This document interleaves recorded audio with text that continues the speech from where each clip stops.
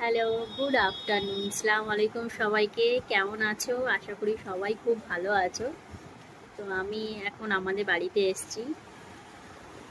এই কিছুক্ষণ হলো এসেছি, এসে স্নান টান করলাম, করে বসে আছি। মা এখন খেতে ডাকছে, বাপি সবে খেতে বসেছে। তো দেখি মা আজকে কি কি লাঞ্চে কি কি মেনু করেছে আমার জন্য। চলো দেখি।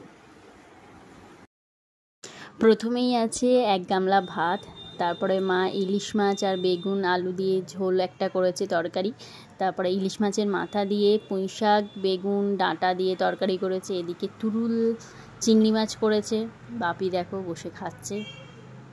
আর এদিকে আছে করলা আলু চিংড়ি মাছের চচ্চড়ি, গোলাপ জামুন, আর আছে টক দই। আমার বাবাকে বললাম একটুখানি এদিকে তাকাও, ভিডিও করছি। তো বলে ঠিক আছে, ভালো করে কর। তো এই ছিল আমাদের দুপুরের মেনু। এবার আমি খেতে বসেছি।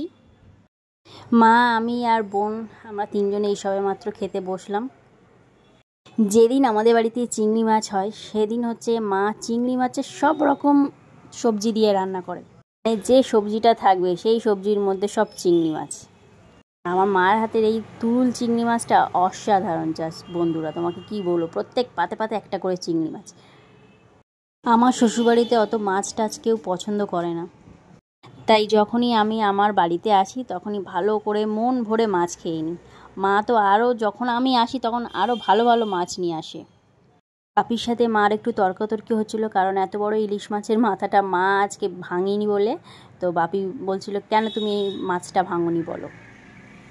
মাছটা ভেঙে রান্না করলে আরও সুস্বাদু হতো। তে গরম ডাল পড়েছিল, গরম ডাল নাড়তে গিয়ে ডালের জল হাতে পড়েছিল, তো সেখানে ফোসকা পড়ে গেছিলো।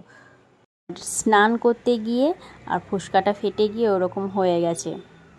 এখানে আসতে মা জিজ্ঞাসা করছে কি হয়েছে রে মা ওখানে হাতে। শ্বশুরবাড়িতে তো আর কেউ বসিয়ে খাওয়াবে না, তাই না বলো? যতই যাই হোক তোমাকে রান্না করে খেতে হবে। তার বাপের বাড়ি রাজা। তাই মাও চিন্তা করছিল বাবা একটু ধীরে সুস্থে রান্না বান্না করিস, এরকম সব জায়গায় হাতে ফাতে সব ফোসকা পড়ে যায়, নিজে ঠিকঠাক থাকিস, ভালো করে সাবধানে থাকিস বাবু। মা বলে এই চিন্তাটা করছে, তাই না? অন্য কেউ হলে এই চিন্তাটা করবে? মা বাবারাই তো মেয়েদের সব সময় যত্নে আগলে রাখতে পারে।